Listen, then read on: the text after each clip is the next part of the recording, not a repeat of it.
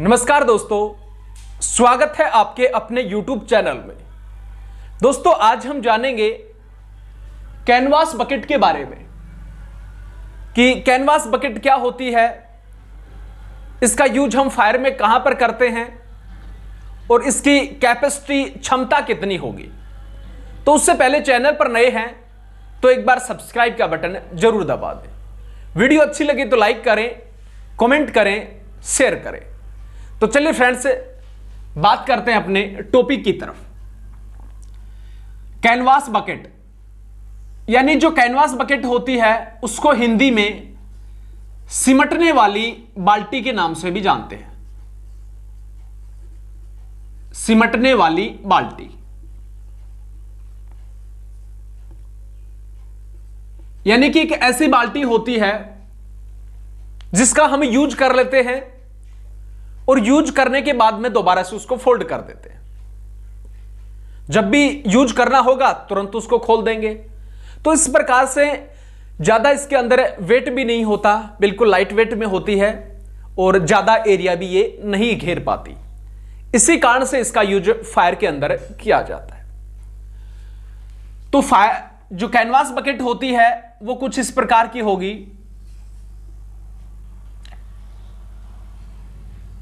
ऊपर और एक नीचे दो गोल टाइप चक्कर होते हैं इस प्रकार के, और यहां से एक पकड़ने का होता है जिसके माध्यम से हमें कैनवास बकेट को पकड़ने का काम करते हैं। ये ऊपर से और नीचे तक ये जो है दोनों साइडों में ये कैनवास के माध्यम से इसको तैयार किया जाता है। तो ये होता है कैनवास। कैनवास के माध्यम से इसको तैयार करते हैं। इसका यूज मुख्य रूप से जब भी किसी भी स्थान के ऊपर फायर होती है तो उस दौरान जब फायरमैन फायर फाइटिंग करके आग को बुझाता है तो वहां पर उस जगह के ऊपर जिस स्थान पर फायर फाइटिंग करता है वहां पर पानी इकट्ठा हो जाता है। तो उस पानी को निकालने के लिए हमें कैनवास बकेट का यूज लेते हैं। इसकी अगर हम कैपेसिटी के बारे में बात करें तो कैपेसिटी होती है इसकी 9 से 18 लीटर। 9 से 18 लीटर इस कैनवास बकेट की कैपेसिटी हो सकती है। बिल्कुल लाइट वेट में होगी। साथ ही इसका जो यूज है, हम जब भी इक्विपमेंट्स उपकरणों को एक स्थान से दूसरे स्थान पर पहुंचाना होता है तो उस दौरान भी हम कैनवास बकेट का यूज करते हैं।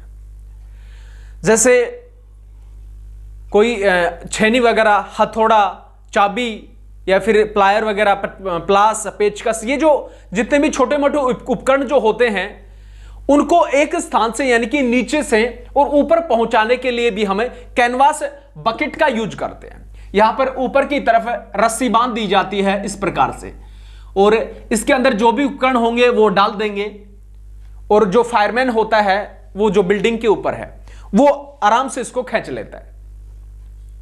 तो इस प्रकार से इसका जो उपयोग है, इसका उपयोग जो है वो बिल्डिंग में भरे पानी को बाहर निकालने के लिए करते हैं। बाहर निकालने, जैसे किसी भी छत के ऊपर फायर फाइटिंग हो रही है तो पानी जो है वो छत के ऊपर भी तो इकट्ठा हो जाता है। तो उस दौरान अगर अधिक समय तक वो पानी उस छत पे इकट्ठा रहेगा तो इस प्रकार से जो बिल्डिंग है उसकी मजबूती कमजोर हो जाती है।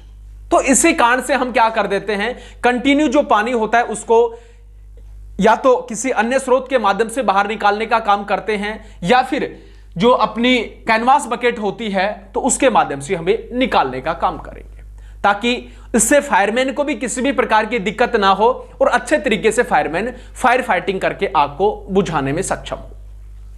साथ ही दूसरा जो यूज है, जितने भी उपकरणों को एक स्थान से दूसरे स्थान पर पहुंचाने के लिए, जैसे प्लास, पेचकस, चाबी पाने, हथौड़ा,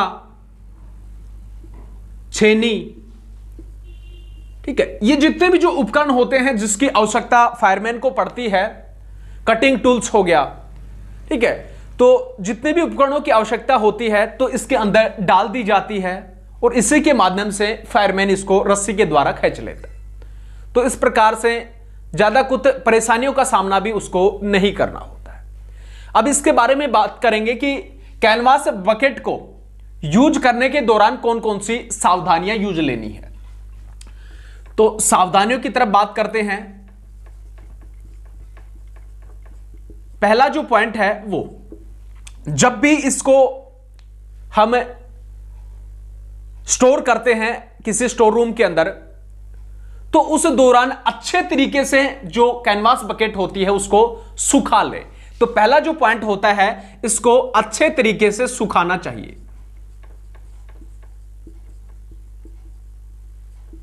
सुखाना चाहिए, क्योंकि कैनवास ही तो होता है।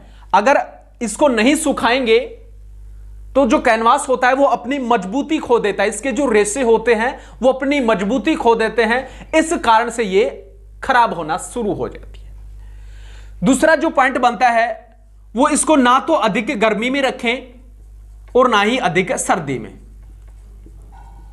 ना ही अधिक गर्मी और ना ही अधिक सर्दी के अंदर रखें, क्योंकि अधिक गर्मी में रखेंगे तो भी खराब होने की संभावना बन जाती है और अधिक ठंड के अंदर भी रखेंगे तो भी उसमें खराब होने की संभावना बन जाती है। तो इसलिए उसको एक अच्छे वातावरण के अंदर रखें जहां पे ना तो अधिक गर्मी हो और ना ही अधिक सर्दी हो। इस प्रकार से जो कैनवास बकेट होती है उसको हम खराब होने से भी बचा सकते हैं, ठीक है।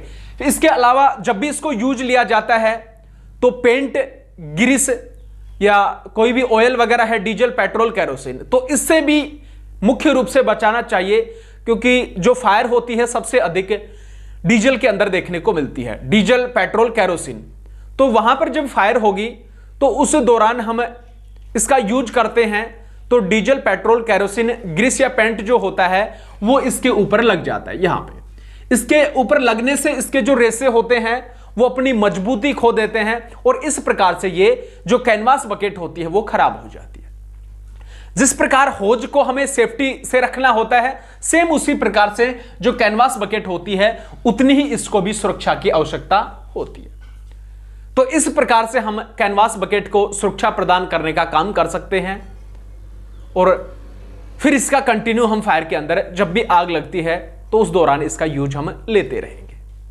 तो ये थी कैनवास बकेट, किसकी बनी होती है, कितनी कैपेसिटी होती है, इसका यूज कहां पर किया जाता है, ठीक है, और किसके माध्यम से ये खराब होती है। जितने भी पॉइंट थे वो सभी हमने क्लियर करे। तो वीडियो अच्छी लगी तो लाइक करें, कमेंट करें, शेयर करें। इसी प्रकार की इंटरेस्टिंग वीडियो आप तक आती रहेगी। तब तक के लिए जय हिंद, जय भारत।